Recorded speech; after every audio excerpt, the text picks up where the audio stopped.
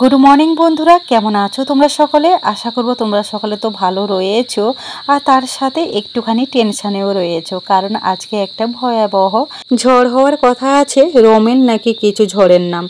তো যাই হোক, আমি সবাইকে এটাই বলবো যে তোমরা সবাই খুব সাবধানে থেকো। তো আজকের ইন্ট্রোটা একদমই আলাদা রকমের হলো। এখন বাজে 10টা 5। আমি তোমাদের দাদাভাইয়ের সাথে যাচ্ছি বাজারে। ঘুম থেকে উঠেছিলাম 9টা 5-এ। উঠে ঝাড় দেওয়া, ঘর মোছা আরও সব কিছু হয়ে গেছে, জাস্ট স্নানে যাব। সেই মুহূর্তে তোমাদের দাদাভাই বললো চলো তুমিও আজকে আমার সাথে বাজারে চলো। আমি কিছুতেই আসবো না, আমাকে জোর জার করে টেনে টেনে নিয়ে এলো, বললো যেতেই হবে। তো নিজেই জামা প্যান্টটা সব বার করে দিল, তো বাধ্য হয়ে আমাকে আসতেই হলো। তো এসে ও চিংড়ি মাছ কিনে নিল আর কাতলা মাছ কিনে নিল। তো আমি বাজারে ভেতরটা ঢুকিনি, বাইরে দাঁড়িয়েছিলাম, কারণ বাজারে এত গন্ধ আমি নিতে পারি না। তো দাদাভাই মাছ আরও কিনে নিল। এই বাড়ি ফিরে এলাম, বেশিক্ষণ সময় লাগলো না কেনাকাটা করতে, আধ ঘন্টার মধ্যেই মাছ কেনা আরও হয়ে গেল। প্রত্যেক রবিবার যেখান থেকে গিয়ে মাছ আরও আনতো, সেই বাজারে যাওয়া হয়নি। বাড়ির কাছাকাছি যে বাজারটা বসে ওখানে গিয়ে মাছটা কিনে আনলাম। আর আমি অনেকদিন পরেই বাজারে গেলাম, বেশ ভালোই হলো। সকালবেলা একটুখানি ঘুরু ঘুরুও হয়ে গেল। আসলে আমি যাব না বলেছিলাম এই কারণের জন্য, সংসারে প্রচুর প্রচুর কাজ রয়েছে, কোনো কাজ আমি করিনি, সব কাজই আমাকে সারতে হবে। এমনি তো বেলা করে উঠেছি, আর তার উপরে আজকে নন্দাই আসবে আমাদের বাড়িতে, দুপুরবেলা খাওয়া দাওয়া করবে, নেমন্তন্ন করেছি। তো বুঝতেই পারছো, অনেক অনেক রান্না করতে হবে, সবই একার হাতে করতে হবে। ওই কারণে দেরি হয়ে যাবে বলে আমি যেতে চেয়েছিলাম না, কিন্তু শুনলো না, জোর করেই নিয়েই গেল। তো যাই হোক, ভালো কথা। এসে দেখো চেঞ্জও করিনি, স্নানও করতে যাইনি, ভাবলাম আগে বিছনাপত্র আরও একটুখানি ঠিক করে নিই, তারপরে গিয়ে আমি স্নান টান করবো। যদিও আজকে পুজোটা আমাকে করতে হবে না, কারণ বাবা সকালবেলা পুজো করে দিয়ে গেছেন। পুজো করে দিয়ে গেছেন মানে বাবা রোজই পুজো করেন, বাট ঠাকুরকে খাবার দেন মাঝে মাঝে, মানে যেদিন বাবার সময় হয় সেদিন বাবা খাবার দিয়ে যান, না হলে বেশিরভাগটা আমরাই খাবার দিই। তো বাবা আজকে দেখলাম খাবার দিয়ে গেছে, তো আমাকে আর পুজোটা করতে হবে না। যাই হোক, একটা কাজের চাপ কমে গেল। আর এদিকে দেখো আমার বিছানাটা পরিষ্কার করা হয়ে গেছে, আর টি টেবিলটাও পরিষ্কার করে নিয়েছি, আর সোফাটাও পরিষ্কার করে নিয়েছি। আর এই যে ফ্লাওয়ার স্ট্যান্ডটা ছিল, যার মধ্যে আমার ইনডোর প্ল্যান্ট গাছগুলো থাকতো, সেই টবগুলোকে আমি জানালাই বসিয়েছি রোদ খাওয়ানোর জন্য। আসলে ইনডোর প্ল্যান্ট গাছগুলোর পাতাগুলো না কেমন হলুদ টাইপের হয়ে গেছে। আমার মনে হলো অনেক দিন হলো রোদ খায়নি, ওই কারণে হয়তো হলুদ হয়ে গেছে, ওই জন্য জানালায় বসে রেখেছি যাতে একটুখানি রোদ খায়। তাই ভাবলাম শুধু শুধু স্ট্যান্ডটা এইভাবে থাকবে কেন, দেখতে খারাপ লাগছে, তাই আমি স্ট্যান্ডগুলোকে বারান্দায় রেখে দিলাম। ঘর গোছানো হয়ে গেছে, ভেবেছিলাম যে ড্রেসিং টেবিলটা একটুখানি মুছে নেবো, বাট তারপরে ঘড়ির কাঁটার দিকে দেখলাম না, বেলা অনেকটা হয়ে গেছে মুছতে গেলে আরও সময় লেগে যাবে, তাহলে ছাড়ো, আজকে আর মুছবো না, তাই মোছাও হলো না।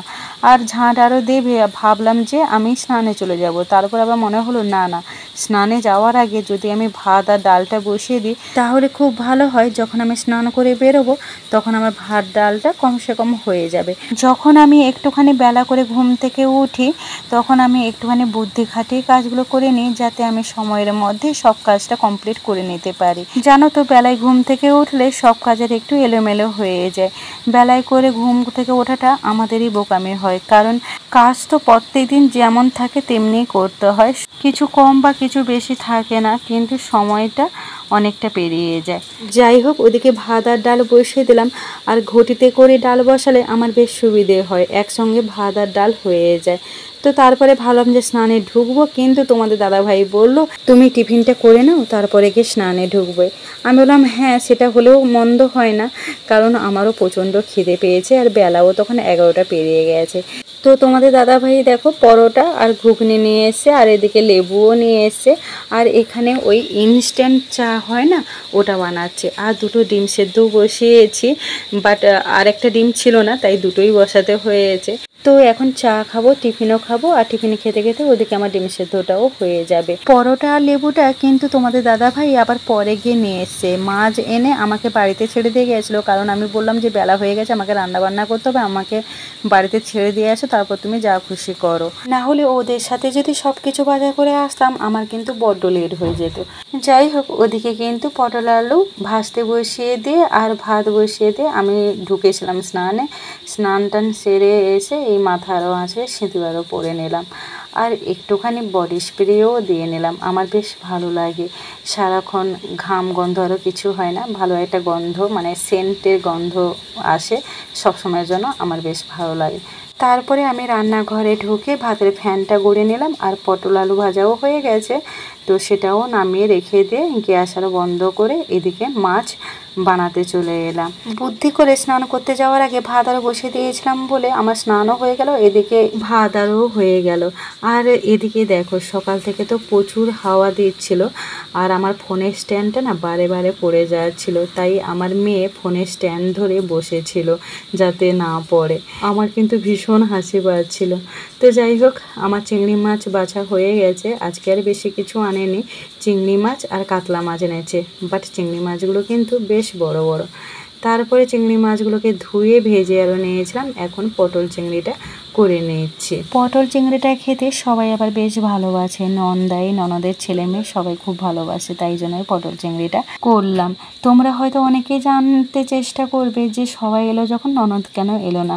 ননদ আসলে বাড়িতে নেই গো, দিদি গিয়েছে কেদারনাথ ঘুরতে।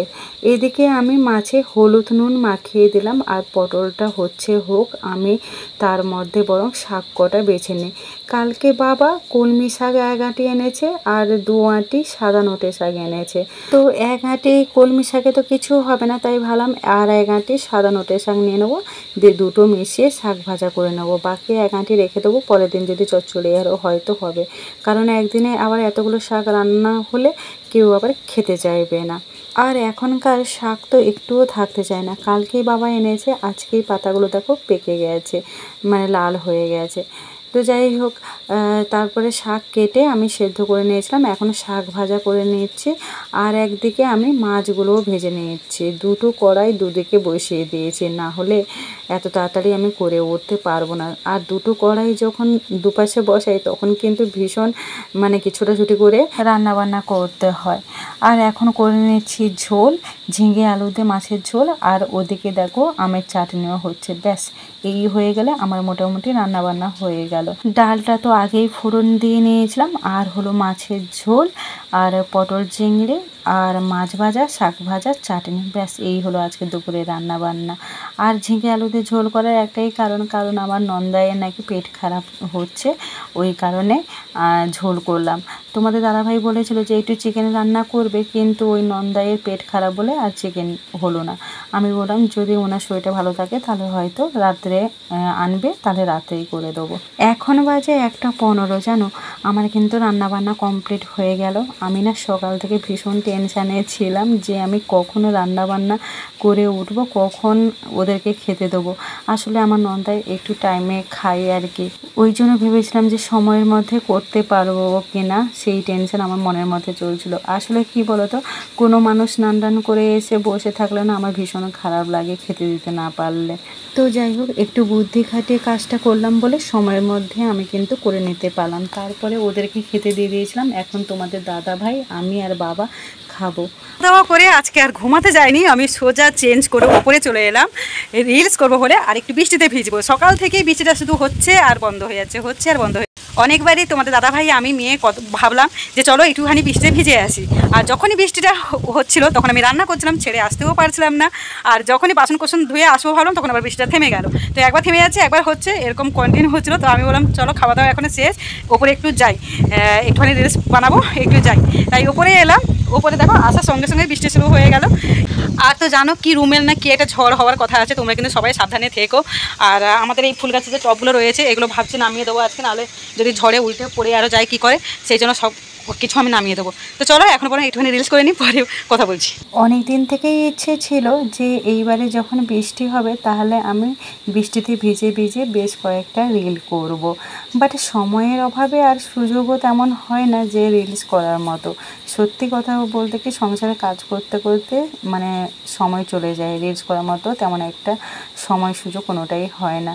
বাট আমার কিন্তু বেশ ভালো লাগে রিলস বানাতে, আর রিলস করলে আমার মনটা সত্যি খুব ভালো থাকে। তো যাই হোক, আজকে যখন কাজ বাজ শেষ তাই ছাদের ওপর চলে এলাম। এদিকে বৃষ্টিতে ভেজাও হবে আর রিলসও হবে, আর কিছু কাজও রয়েছে ছাদের ওপর, সেগুলোও করা হবে। তো এই যে ফুলের টপ, মানে সরি টপ নয়, ট্রেগুলো ওপরে ছিল সেগুলো এখন নামিয়ে নিচ্ছি, কারণ তোমাদের দাদাভাই বলল যে রমেল না কি যে ঝড় হবে, তো যদি এগুলো উড়ে পড়ে যায়, ওই কারণে সব টপগুলো নামিয়ে নিচ্ছি। তো এইদিকে আমি ভাবছিলাম যে আমি একাই একটা ট্রে নামিয়ে দেবো, কিন্তু চেষ্টা করলাম, একদমই পারলাম না। কি ভারী কি ভারী! তোমাদের দাদাভাই তো এই ট্রে তুলতে গিয়ে ওই ট্রের ডান্ডিটা ভেঙে গেল, ওর হাত পুরো কেটে গেল, প্রচণ্ড ভারী। ও বললে সত্যিই তুললো, আমি তো একদমই তুলতেই পারছিলাম না। আর এদিকে প্রচণ্ড প্রচণ্ড হাওয়াও হচ্ছিল, তোমরা বুঝতেই পারছো গাছগুলোকে দেখে। তাই আমার মেয়ে কিন্তু স্ট্যান্ড ধরে রেখেছিল যাতে ফোনটা না পড়ে। আমার মেয়ে কিন্তু ভীষণ কাজে, হ্যাঁ। আর এই যে টাইলসগুলো দেখতে পাচ্ছ, ছোটো ছোটো টাইলসগুলো, এগুলো না হাওয়ায় পড়ে গিয়ে ভেঙে যাচ্ছিলো। তাই তোমাদের দাদাভাই কী করছে, টাইলসগুলোকে নিয়ে এইভাবে শুইয়ে রেখে দিচ্ছে যাতে টাইলসগুলো না ভাঙে।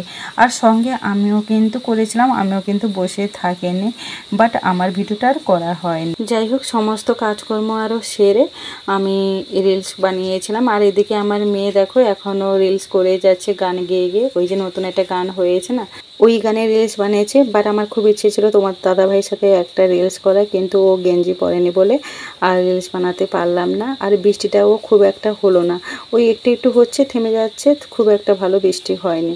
তো যাই হোক, ছাদের ওপরেই পুরো বিকেলটা কেটে গেল। তারপরে সন্ধেবেলা সন্ধে আরও দিয়ে নিলাম। এখন আমার বর মশাই চা করছে, রবিবার হলে বেশিরভাগ ওই চা করে দেয়।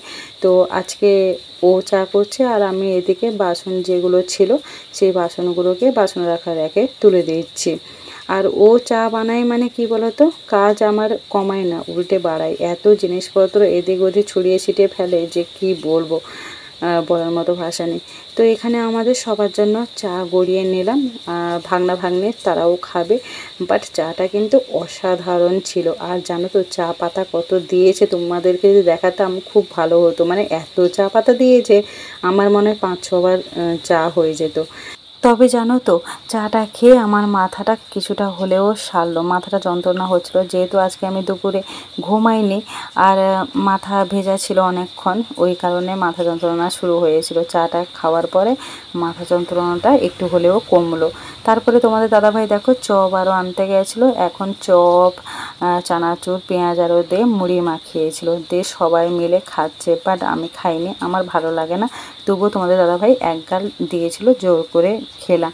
তারপরে ভাগনা ভাগ্নির ইচ্ছে হলো মোমো খাবে, তাই ওর মামা আবার মোমো নিয়ে এলো। তাহলে চলো বন্ধুরা, আজকের ভিডিওটা এই পর্যন্ত। ভালো লাগলে লাইক করো, কমেন্ট করো। নেক্সট ব্লগে আবার দেখা হচ্ছে, তাহলে টাটা।